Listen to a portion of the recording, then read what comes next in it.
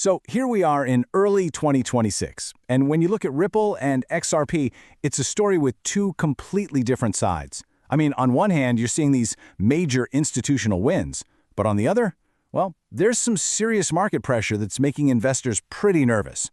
So what's the real story here? Let's cut through all that noise and figure it out. And look, it's a totally fair question, right? You hear about a massive regulatory win over in Europe, and then you look at the chart and see the price struggling. It feels contradictory. So today we're going to break down that contradiction.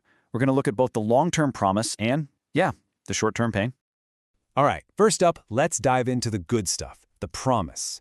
This is all about the deep, foundational work Ripple is doing to build something that lasts. And this all kicks off with, the biggest hurdle in all of crypto, regulation.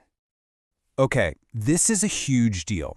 Ripple managed to get a full electronic money institution, or EMI license, from the regulator in Luxembourg. And what this means is massive. This single license basically unlocks the ability to offer regulated payment services across all 27 EU member countries. It's like a regulatory master key that gives them a massive leg up for institutional adoption. And you gotta understand, this EU license isn't some one-off win. It's a really important piece of a much larger global strategy. Ripple has been methodically going around the world collecting over 75 of these regulatory licenses and approvals. This is not just about ticking boxes, folks. This is a clear strategy. They're choosing to play by the rules and work with the traditional financial system, not try to burn it all down. Okay, so Ripple's laid down all the regulatory tracks. They're all set. But what's the cargo? What's the train they're running on them? Well, it's not just for simple digital payments. Nope, they are thinking way bigger, tokenizing really valuable real-world stuff.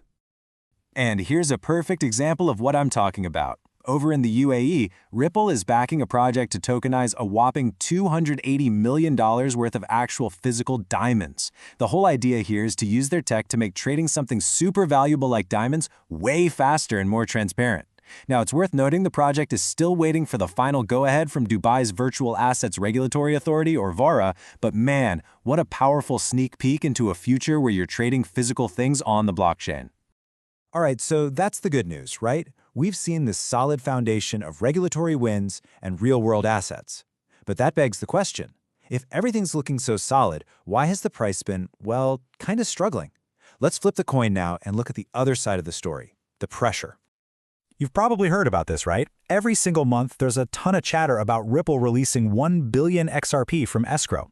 But here's the detail that everyone seems to miss. It's not all just getting dumped on the market. This month, for example, 700 million of that was immediately locked right back up.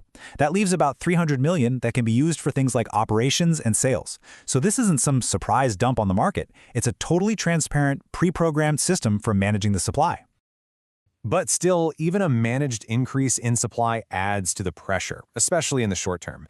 I mean, let's be real. The entire crypto market has been pretty sluggish, and XRP itself dropped over 10% back in January.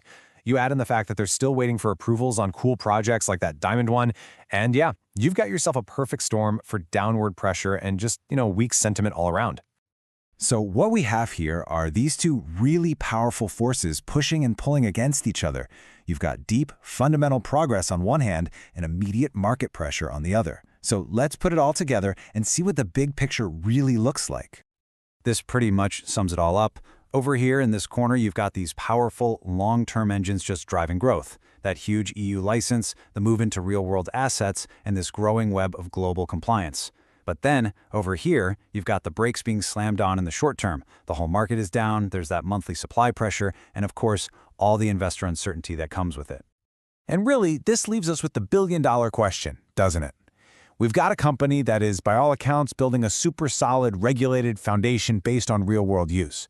But at the very same time, it's stuck fighting a volatile market and its own unique supply dynamics. So which one is going to define its path? Is it the deep fundamental progress? Or is it the short-term market chaos? That right there is the real story to watch.